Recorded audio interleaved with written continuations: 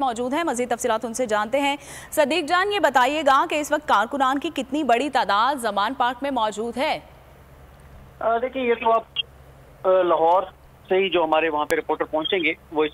चीज़ को वहाँ से रिपोर्ट करेंगे, लेकिन इस वक्त खदशात हैं तहरीक इंसाफ को, और इस हवाले से जो तहरीक इंसाफ का ऑफिशियल ट्विटर अकाउंट है उससे भी अलर्ट जारी किया गया है। और जो ज़ुबैर नियाज़ी जो तहरीक इंसाफ के लाहौर के जनरल सेक्रेटरी हैं, बड़े एक्टिव रहनुमा हैं तहरीक इंसाफ के, उनकी जानिब से भी एक वीडियो पैगाम जारी किया गया है। और साथ ही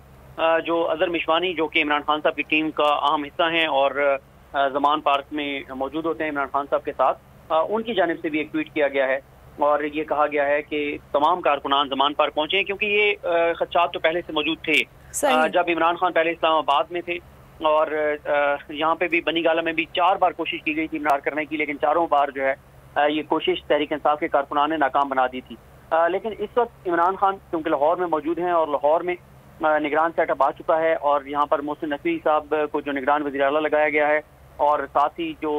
बिलाल कमियाना जो कि CCPO जिनको लगाया गया है, उनकी एक हिस्ट्री है। 25 मई को जुल्म जबर तशद्दुद करने के वो अहम किरदार थे। तो तहरीक इंसाफ को खदशात तो हैं कि इमरान खान को गिरफ्तार किया जाएगा, और इमरान खान साहब जो हैं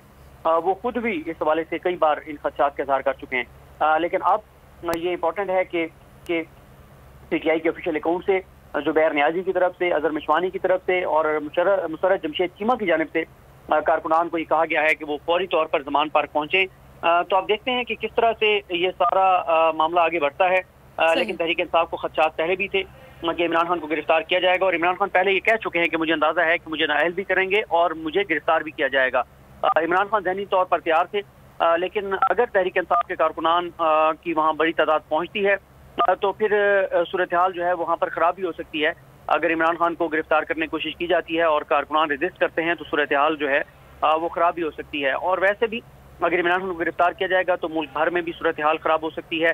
लेकिन एक ऐसी हुकूमत, चाहे वो वफाक में PDM की सरकार हो या वहाँ पर निगरान सेटअप हो, इस वक्त उनके जितने भी इक़दाम हैं वो सब एंटी इमरान खान हैं, एंटी तहरीक इंसाफ हैं, और उनकी पूरी कोशिश होगी वो इमरान खान को गिरफ्तार करें,